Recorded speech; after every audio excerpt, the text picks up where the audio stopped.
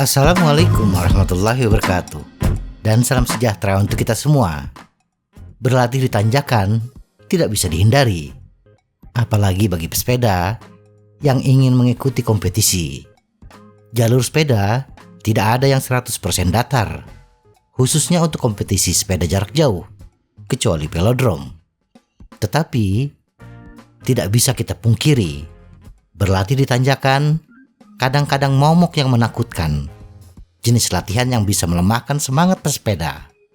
Terhenti di tengah tanjakan, apalagi disalip oleh pesepeda lain, bukanlah kondisi yang mengenakan hati. Untuk itu, kita harus terus berlatih. Tetapi bagi pemula, tidak harus menyiksa diri dengan latihan yang langsung pada tingkatan yang ekstrim.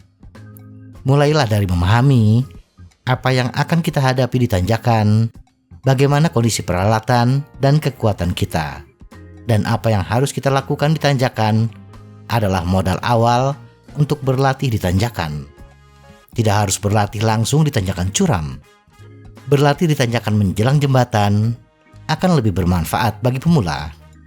Berikut ini bagaimana caranya kita menentukan gradien tanjakan yang bisa kita latih.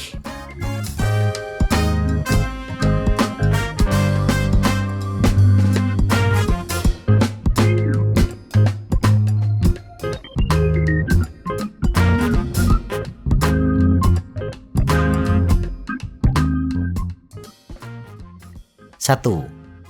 Keluaran tenaga. Apapun itu, baik ketika bersepeda di jalan datar maupun di tanjakan, unsur terpenting adalah berapa tenaga yang bisa kita kerahkan ke pedal dalam durasi tertentu secara konsisten.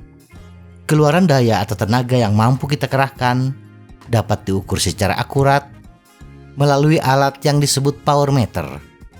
Power meter adalah alat latihan yang bisa dikatakan paling akurat, tetapi karena harganya mahal, di atas 10 jutaan, alat ini hanya cocok untuk pesepeda profesional dan tidak terlalu dibutuhkan bagi pesepeda amatir, apalagi bagi yang bersepeda hanya sekadar mencari kebugaran dan kebahagiaan saja. Cara yang lebih sederhana untuk mengukur upaya kita bisa didasarkan pada seberapa berat kita bernafas. Saat kita berupaya mengayuh pedal sepeda lebih keras, tubuh kita harus menarik nafas lebih dalam dan lebih cepat untuk menyerap lebih banyak oksigen. Dengan mempertahankan tingkat pernafasan yang konsisten, kita secara kasar dapat mempertahankan upaya yang konsisten. Nah, untuk keperluan persiapan latihan di tanjakan, kita harus mengetahui berapa kecepatan rata-rata kita di jalan datar dengan upaya yang paling keras yang mungkin bisa kita lakukan dalam durasi kurang lebih 20 menit.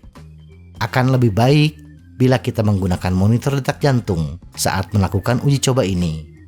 Upayakan bersepeda dengan detak jantung 80 hingga 90% dari detak jantung maksimum kita. Lakukan uji coba beberapa kali dan cari kecepatan rata-rata yang kita hasilkan. Misalnya kecepatan rata-rata kita adalah 20 km per jam, maka untuk mengetahui perkiraan kasar power atau tenaga yang mampu kita hasilkan, kita membutuhkan bantuan situs bikekalkulator.com. Setelah data berat, jenis ban, dan posisi bersepeda sudah kita input dengan benar, masukkan angka kecepatan rata-rata kita di bagian velocity dan lihat power yang kita hasilkan. Misalnya untuk kecepatan 20 km per jam, power rata-rata yang kita hasilkan adalah 100 watt. Perlu diingat, power yang dihasilkan bisa berbeda antara satu pesepeda dengan pesepeda lainnya, walaupun kecepatan rata-rata sama. Ini karena perbedaan berat total, jenis ban, dan posisi duduk. 2. Sesuaikan dengan gear ratio. Setelah kita mengetahui power yang bisa kita kerahkan, data kemampuan fisik kita, langkah selanjutnya adalah mengetahui kinerja sepeda kita, terutama yang terkait dengan gear ratio. Semakin kecil gear ratio yang kita miliki, maka secara teori akan semakin mudah bersepeda di tanjakan. Tetapi, mudah tidaknya bersepeda di tanjakan tidak hanya dipengaruhi oleh gear ratio, Kesesuaian antara gear ratio dengan power yang kita miliki akan menentukan tanjakan seperti apa yang bisa kita taklukkan dengan mudah.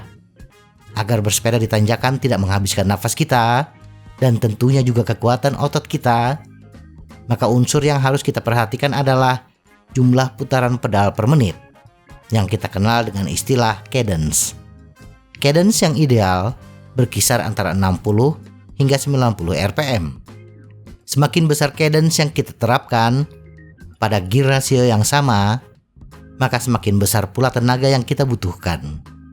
Karena bersepeda di tanjakan pastinya membutuhkan tenaga yang paling besar, maka pilihan yang baik adalah menggunakan cadence terendah dan gear ratio terkecil. Cadence 60 rpm adalah cadence terkecil yang ideal untuk bersepeda. Langkah kaki manusia ketika berjalan santai adalah 60 ayunan per menit. Kemudian, hitung gear ratio terkecil yang ada di sepeda kita. Misalnya sepeda gunung yang kita pakai menggunakan crankset 36 22T dan kaset 11 42T, maka gear ratio terendah kita adalah 22/42T. Langkah selanjutnya adalah menghitung berapa kecepatan yang bisa dihasilkan dengan gear ratio terkecil tersebut dengan cadence 60 rpm. Kecepatan adalah hasil perkalian gear ratio, cadence, dan keliling ban. Kemudian untuk mendapatkan kecepatan dalam satuan kilometer per jam, hasil perkalian tadi dibagi dengan 16,667. Untuk contoh tadi, bila kita menggunakan ban 27,5 kali 2,1 inci dengan keliling ban 2,16984 meter, kecepatan sepeda pada gear ratio terkecil adalah 22 dibagi 42 dikali 60 dikali 2,16984 dibagi 16,667 menjadi 4,09 km per jam. 3. Berapa gradien tanjakan yang mungkin? Pada langkah pertama kita mengetahui berapa rata-rata power yang bisa kita hasilkan. Pada langkah kedua, kita mengetahui berapa kecepatan pada gear ratio terendah sepeda kita bila dikayuh dengan cadence yang ideal. Cadence ideal ini menyebabkan kita mengayuh sepeda dengan tidak terlalu kehabisan nafas, tetapi tidak terlalu membebani otot kita. Nah, untuk mengetahui berapa gradien tanjakan yang ideal untuk kita berlatih, sekali lagi kita membutuhkan bantuan situs bykalkulator.com. Setelah masuk situs tersebut, isikan data dasar kita, berat, ban, dan posisi duduk. Kemudian, masukkan angka kecepatan terendah kita. Dalam contoh ini, 4,09 km per jam. Kemudian, kita berpindah ke kolom grade. Isikan grade mulai dari angka terkecil, misalnya 2. Kemudian, perhatikan kolom power. Apakah mendekati power rata-rata kita? Hasil langkah pertama. Dalam contoh kita, 100 watt. Bila angka grade yang kita masukkan masih di bawah power kita, naikkan sedikit demi sedikit angka grade sampai power mendekati angka 100 watt, power rata-rata kita. Perhatikan angka kecepatan. Apakah terjadi perubahan ketika kita mengganti angka grade? Bila berubah, kembali isikan dengan kecepatan minimal kita. Dalam simulasi yang saya lakukan, bersepeda dengan kecepatan 4,09 km per jam dengan power 100 watt, maksimal tanjakan yang bisa dilalui dengan nyaman adalah tanjakan dengan gradien 9,2%, dibulatkan menjadi 9%. Kesimpulan, dari langkah-langkah tersebut, kita mengetahui jalur tanjakan mana yang bisa kita lalui dengan nyaman. Dalam contoh ini adalah tanjakan dengan gradien 9%. Agar kita mendapat kemajuan dalam bersepeda di tanjakan, latih beberapa kali bersepeda di tanjakan 9%, sampai kita merasa bahwa tanjakan tersebut sudah tidak menantang lagi. Kita bisa dengan mudah melewati tanjakan dengan gradien 9%. Nah, untuk melatih level berikutnya, ulangi langkah pertama untuk mengetahui berapa rata-rata power kita.